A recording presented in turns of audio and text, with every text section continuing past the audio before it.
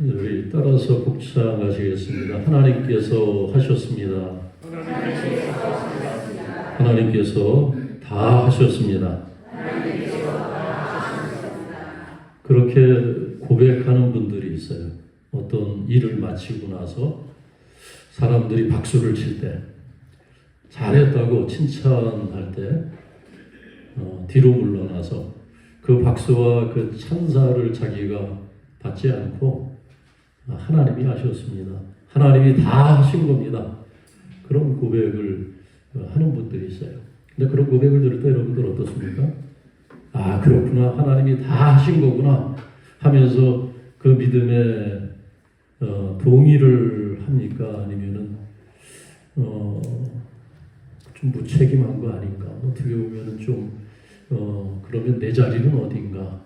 또 뭔가 뭔가 알맹이가 빠진 것 같은 그런 말처럼 공허하게 그냥 그리스도인들이 습관처럼 하는 그런 알맹이 없는 그런 공허한 말로 들릴 수도 있겠다는 생각이 들어요. 그런 말을 들을 때 연예인들이 종종 연말 시상식에서 그와 같은 얘기를 하죠.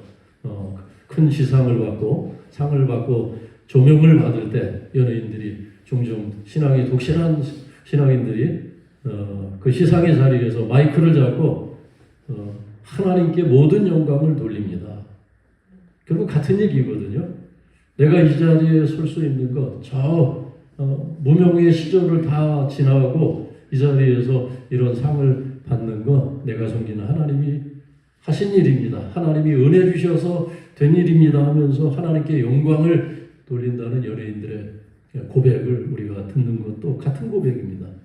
또 운동선수가, 축구선수가 멋지게 골을 하나 놓고 나서 박수를 받을 때 운동장에 무릎을 꿇고 고개를 숙여서 기도하는 것도 역시 같은 고백 아니겠습니까? 하나님께서 하신 일이라고 하나님께 영광을 돌리는 그러한 모습을 보고 하나님이 다 하셨다는 얘기를 하는 그런 신앙인들 우리가 보게 됩니다.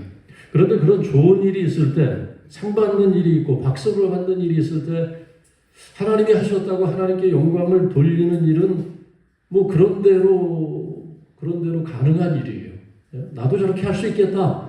나도 저런 좋은 일이 있으면 그렇게 하나님이 내게 축복하셨다고 하나님이 내게 은혜 주셨다고 고백을 할 수 있는 것 같은데, 근데 문제는 뭐냐면은 안 좋은 일을 겪을 때, 고난을 겪을 때, 내가 원하지 않는 일을 겪게 될 때, 내가 상처받게 될 때, 과연 그때도 하나님이 하셨다고 고백할 수 있을까? 그때도 하나님이 하신 일이라고 내가 얘기할 수 있을까? 라는 겁니다. 배우 이광기 씨가 외아들을 잃었습니다. 하나뿐이 없는 아들을 잃었어요. 신종플루로 갑자기 폐렴이 급속하게 악화되면서 하루아침에 하나뿐이 없는 아들을 잃었습니다. 여러분, 아들을 잃은 부모의 심정은 어떨까요? 상상이 안 돼요.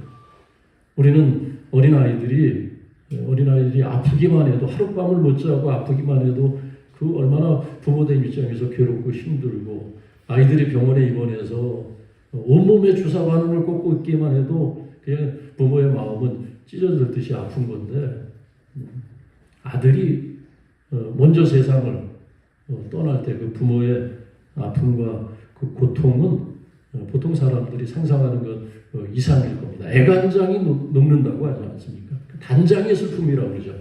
창자가 끊어지는 것 같은, 창자가 다 녹아서 끊어지는 것 같은 그런 고통이 자식을 잃은 부모의 고통이라고 합니다. 그런 고통을 겪는 분들이 많이 있어요. 배우 이광기 씨도 그런 고통을 겪었던 사람 가운데 하나입니다. 그도 큰 슬픔과 고통을 겪고, 그리고 그 고통에서 벗어난 다음에 그는 간증을 하는 것을, 그가 방송에서 간증을 하는 것을 들어본 적이 있습니다. 그런 고통을 겪고 나서 그런 얘기를 합니다. 다른 일반인들이 할 수 없는 그런 놀라운 간증을 하는데 어떤 얘기를 하냐면, 내가 아들을 잃고 나서 내가 전에 보지 못했던 새로운 세상을 제가 보게 될 줄은 몰랐다는 거예요. 새로운 세상이 보이더라는 거예요. 전에 보지 못했던 그 세상은 자신이 상상해 보지 못한 신비로운 세상이라는 거예요. 너무나 신비롭고 모든 것이 자기에게 선물처럼 다가오는, 시간도 선물처럼 다가오고 자기 주변에 있는 사람들이 다 하나님께서 보낸 천사처럼 그렇게 내게 다가오더라는 거예요. 그런 세계는 자기가 살아본 적이 없었다는 거예요.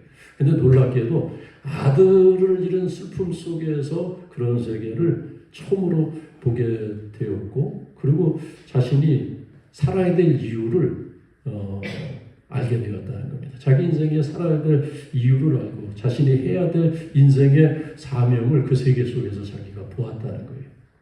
무슨 얘기냐면 자기는 아들을 하나 잃었는데 그 아들을 하나 잃음으로써 더 많은 생명들, 더 많은 아이들을 품을 수 있는 넓은 마음을 하나님께서 주셨다는 겁니다. 그래서 많은 아이들을 섬길 수 있는 기회를 하나님께서 주셨는데 IT에 가난하고 학교가 없어서 공부를 못하고 그 얼마 안 되는 학비가 없어서 학교 가지 못하는 IT에 그 가난한 아이들, 불쌍한 아이들을 섬길 수 있는 기회를 하나님께서 열어주셔서 IT에 달려가서 자신이 학교를 여러 개 세울 수 있는 그런 하나님께서 섬김의 기회를 주시고 나눔의 기회를 주셨다. 그것이 내 인생의 사명인 것을 하나님께서 아들을 잃은 슬픔 속에서 깨닫게 하셨다는 고백을 했습니다. 같은 얘기 아니겠습니까? 고난조차도 하나님께서 하셨다. 하나님께서 다 하신 일이다. 그런 생각을, 그런 고백을 한다는 것, 그런 고백을 했기 때문에 고난에서, 아픔에서, 괴로움에서, 고통에서 설 수 있었던 겁니다. 오늘 이 창세기 말씀 가운데서 가장 극적인 말씀이 창세기 45장 말씀이 아닐까 싶습니다. 여기서 드디어 요셉은 그 형제들에게 자신이 누구인지를 드디어 밝힙니다. 그리고 밝힐 그때에 요셉은 통곡을 합니다. 통곡을 하고 형제들을 받아들입니다. 물론 그 이전에 이미 요셉은 다 형제들을 용서했습니다. 용서했지만 단지 그 형제들이 과거에 자기가 알고 있는 그 형제들인지 저들이 어떻게 좀 변화가 되고 다른 사람이 되어 있는지 그것을 알기 위해서 좀 더 시간을 가졌을 뿐입니다. 오늘 요셉은 그 형제들을 완전히 용서했고 그 마음에 형제들을 받아들였음을 알게 됩니다. 형제들에게 자신이 누구인지를 밝히면서 요셉은 통곡합니다. 방송대국을 했다는 거예요. 그 울음소리가 얼마나 큰지 그 바로의 궁중의 사람들이 들을 정도로 그렇게 마치 봇물이 터지듯이 감정이 복받쳐서 통곡을 했다는 겁니다. 그 울음의 의미가 무엇이겠습니까? 어떤 소름에 복받친 울음, 슬픔에 복받친 그런 울음이 아니라 이 상황에서 우리가 보면은 그 울음은 용서의 울음이었고 또 화해의 울음이었고 또 더 나아가서는 감사의 눈물이었다라고 할 수 있습니다. 요셉이 형제들을 완전히 받아들이고 형제들을 완전히 용서했다는 것을 11절에서 우리가 확인할 수가 있습니다. 형제들에게 얘기합니다. 아버지에게 빨리 가서 아버지에게 이곳으로 내려오라고, 아버지에게 속한 사람들, 가족들 다 내려오라는 거예요. 내가 아버지와 아버지의 가족과 아버지께 속한 모든 사람들을 내가 부족함이 없도록 봉양하겠다는 이야기랍니다. 당신들이 애굽에서 본 내가 누리는 모든 영화, 그것을 아버지에게 얘기하소서. 그 모든 영화가 당신들이 누릴 영화라는 거예요. 내려오라는 거예요. 내가 다 섬기겠다. 우리는 종종 용서했다고 하면서 내 마음에 있는 상처가 다 났다고 하면서 사실은 그대로 그 상처와 아픔을 끌어안고 평생 우리가 그것을 기억하며 되뇌이며 소처럼 되새김질하면서 곱씹고 있을 때가 많이 있어요. 그래서 그 상처에서 헤어나오지 못하고 나쁜 기억에서 헤어나오지 못하고 평생 우울하게 상처받은 자로서 그렇게 괴롭게 살아가는 경우들이 참 많이 있습니다. 근데 요셉에게는 그런 앙금이 없어요. 그런 어떤 한이 남아있지 않습니다. 어떻게 그럴 수 있었을까? 그는 다른 사람들이 한 번도 겪을 수 없는 수많은 일들을 겪었습니다. 다른 사람의 인생을 살면서 그런 일을 겪을 수 없는 그런 것들. 그가 형제들에 대해서 마지막 기억에 남는 것은 그 형제들이 나눈 대화, 요셉을 죽이자, 요셉을 뭐 죽일 필요까지는 없지 않느냐, 그냥 팔아넘기자 하면서 자신을 구덩이에 던져놓고 자신을 증오하면서 자신의 생명을 놓고 마치 거래하듯이 자기들끼리 나누는 그 소리가 마지막 들었던 그의 귓전에 남아있는 소리였습니다. 그런데 그 소리가 아직도 귓전에 남아있을 터인데 유다가 하는 말을 듣고 그의 마음속에 남아있었던 앙금 같은 그런 것들, 상처의 흔적들이 깨끗이 다 지워진 것 같습니다. 유다가 그런 말을 하지 않습니까? 베냐민이 요셉의 동생이었던 베냐민의 그 자루에서 은잔이 나오고 그래서 베냐민이 이제 애굽에서 볼모로 잡혀 있어서 노예가 될 수밖에 없는 그런 지금 상황이 지금 전개되고 있는데 그런 상황에서 유다가 나서서 얘기할 겁니다. 이 베냐민은 내 아버지 야곱에게는 생명 같은 아들이라는 거예요. 그래서 이 베냐민이 집에 가지 못하면 내 아버지가 머리가 지금 다 희끗희끗해진 내 아버지가 슬픔 가운데서 수월에 내려갈 것이다. 죽게 될 것이다. 그러니 내 아버지를 생각해서 이 아이를 제발 돌려보내라 달라는 얘기죠. 그러나 대신 내가 이 아이를 대신해 내가 종이 되겠습니다. 내가 노예가 되겠습니다. 내가 죽으라면 내가 죽겠습니다. 그런 얘기를 하는 유다를 보면서 요셉의 마음이 눈 녹듯이 녹아져서 여러분 과거에 그 형제들은 어떻게 생각했습니까? 그 아버지에 대한 분노가 컸어요. 분노가 요셉을 편애하고 그리고 자신들에게 그 눈길 한번 주지 않는 것 같은 그 아버지의 편애 속에서 자신들은 피해자라고 생각을 했어요. 그래서 아버지에 대한 분노, 울분이 어느 날부터 그 동생 요셉에게 전가가 된 거예요. 이렇게. 그래서 아버지에 대한 미움이 요셉에 대한 미움으로 번지고 결국 요셉을 죽일까 말까 하다가 결국 이스마엘 사람들에게 팔아넘기는 일까지 생기게 되었습니다. 그런 유다가 지금 아버지 걱정을 하고 있어요. 내 아버지가 죽게 할 수 없다는 거예요. 내 아버지가 동생을 잃고 차마 괴로워하면서 식음을 전폐하고 죽어가는 모습을 내가 차마 지켜볼 수가 없다는 겁니다. 그러니 이 베냐민 살려주시고 이 베냐민 종되는 것 다시 제거해 주시고 나를 종삼아 달라는 거예요. 내가 십자가 지겠습니다. 내가 죽겠습니다. 그런 유다의 모습을 보면서 요셉의 감정이 폭발하고 참았던 그리움 같은 것들 또 참았던 그 정 1절 말씀에 보니까 정에 복받쳤다는 거예요. 그 정이 막아놓은 본물이 터지듯이 한꺼번에 터져서 크게 통곡을 하더라는 겁니다.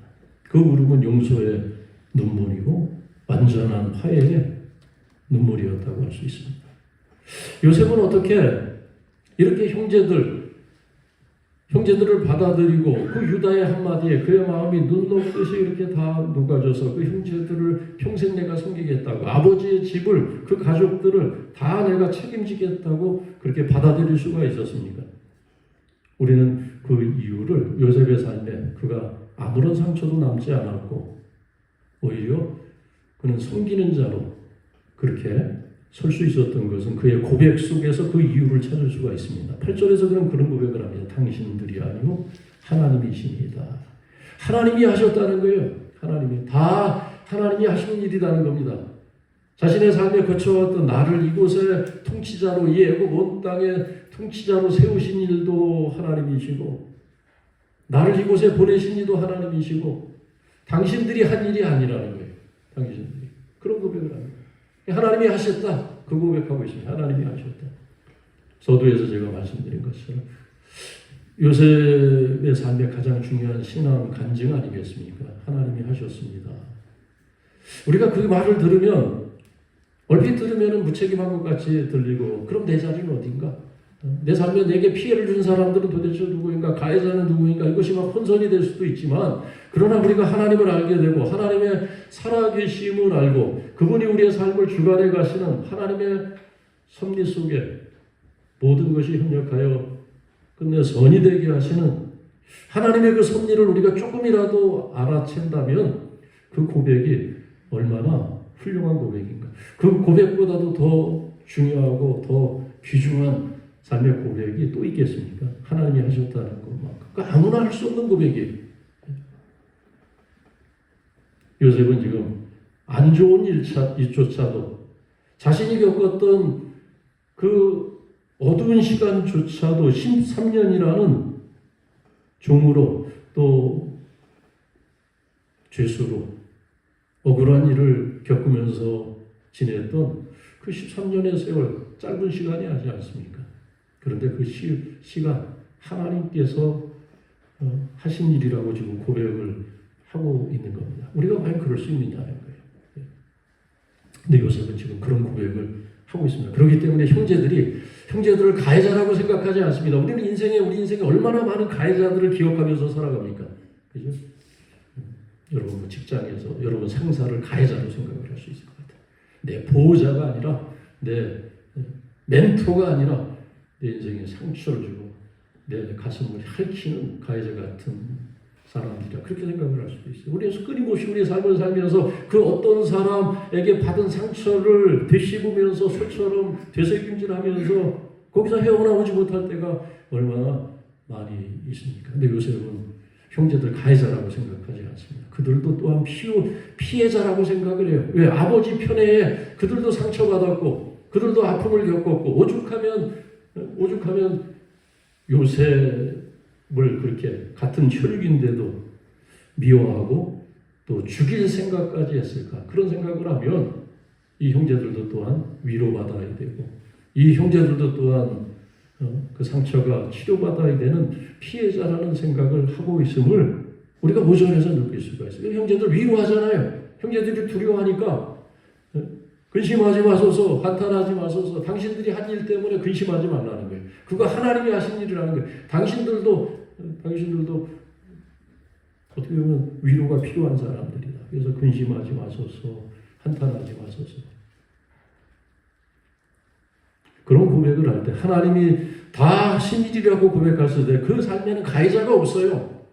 그 누구도 가해자가 아닙니다. 남편도 가해자가 아니고 아내도 가해자가 아니고 우리가 세상에서 만나는 정말 악당 같은 인간도 가해자가 아니에요. 세상을 그렇게 바라봐야 됩니다. 우리 세상에 악당 같은 사람들이 많잖아요. 그래서 막 속상하고 정말 괴로울 때가 많죠. 하나님이 하신 일입니다. 그를 통해서 하나님이 나를 훈련한다고 생각해서 하나님이 나를 연단해 가신다고 이 큰 일을 하기 위해서 오늘 이 큰 구원을 행하시기 위해서 당신들의 생명을 건지시기 위해서 당신들의 후손을 이 땅에 두시기 위해서 그 큰 그림을 하나님이 그리시기 위해서 하나님이 하신 일입니다. 그렇게 이해했을 때 요셉에게는 그 형제들이 가해자가 아니라 자신이 섬겨야 되고 자신이 위로해야 되는 그들 또한 연약한 인생임을 알았다는 것입니다.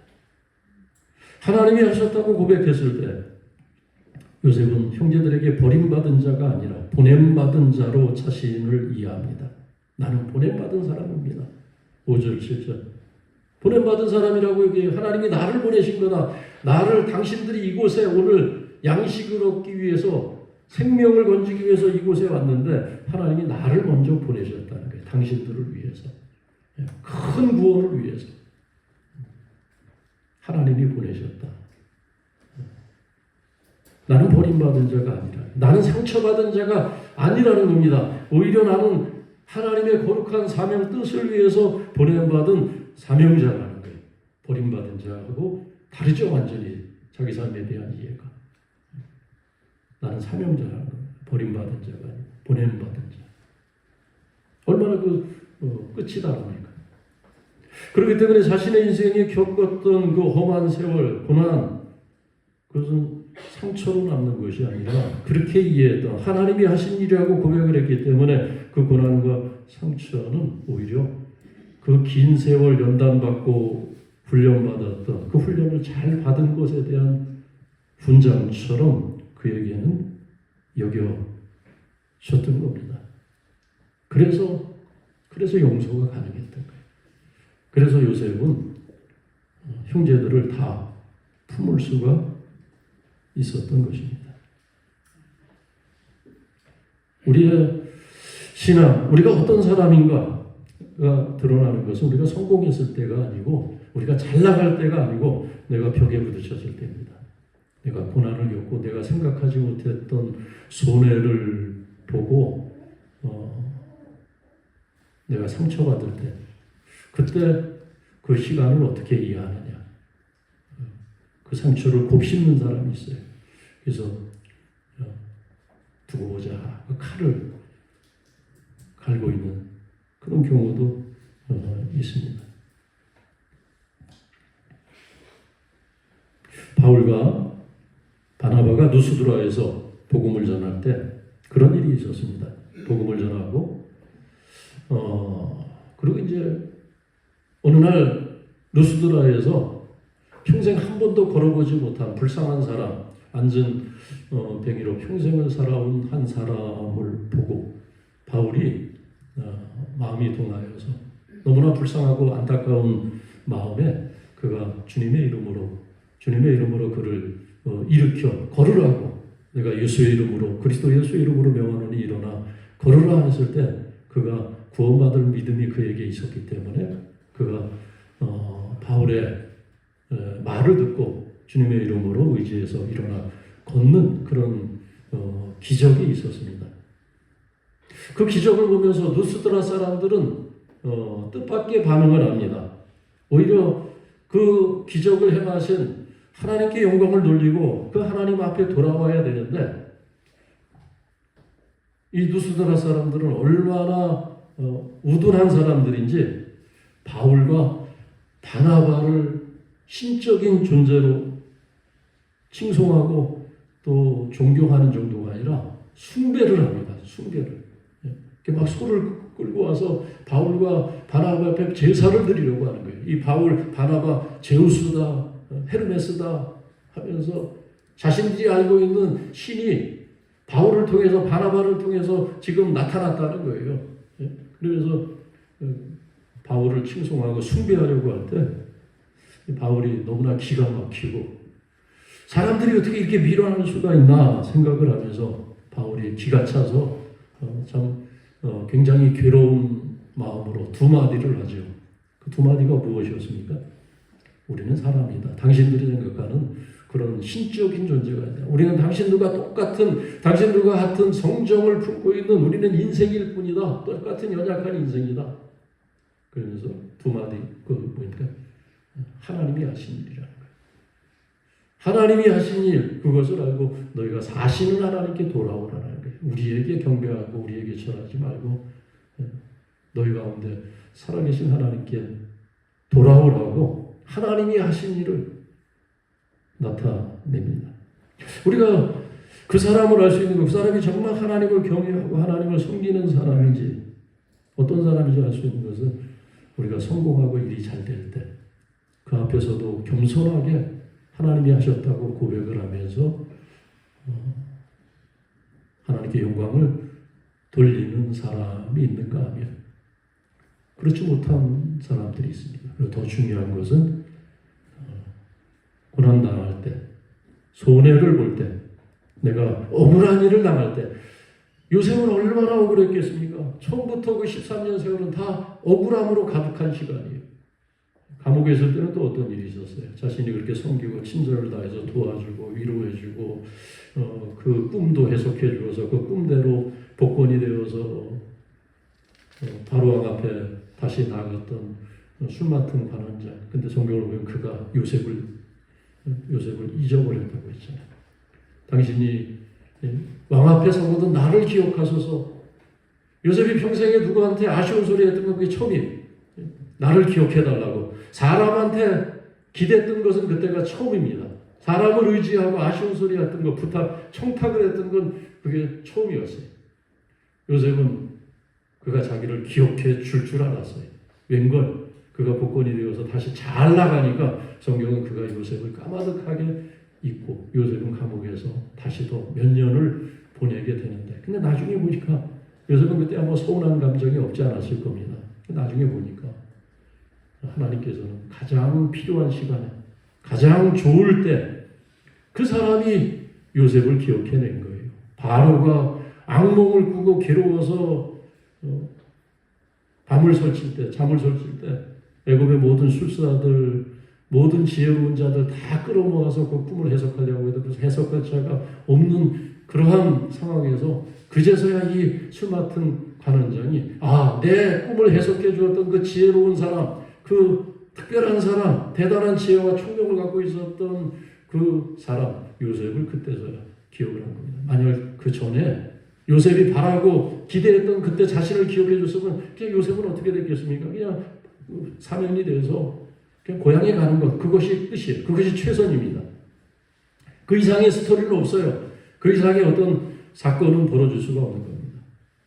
억울하고 힘들고 괴로운 시간이 계속되었지만, 그런데 그 시간이 다 찼을 때, 하나님께서 정하신 그 기한이 다 찼을 때 그제서야 그가 나왔기 때문에 그는 애굽의 통치자가 될 수 있었고, 또 그 아버지의 가정이 가장 필요할 때 구원을 받게 하는, 생명을 얻는 일에 요셉이 쓰임을 받을 수 있게 된 겁니다. 그래서 그런 의미에서 요셉은 그걸 알았어요. 자기 인생을 처음부터 지금까지 세밀하게 계획하고, 그리고 그 계획대로 주도 면밀하게 이끄신 자기 삶의 주체가 형제들이 아니고 자기 인생의 가해자들이 아니고 그 누구도 아니라 바로도 아니고 자신이 섬기는 그 하나님이 자신의 삶의 주체이고 주어이고 자기의 삶을 이끌어오신 분이라는 것을 알고 고백을 한 말이 당신들이 아니라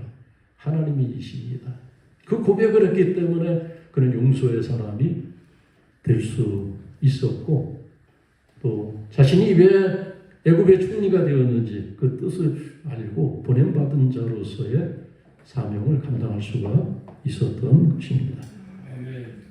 오늘 내 삶의 주인은 누구인가? 진지하게 한번 다시 짚어보시기를 바랍니다.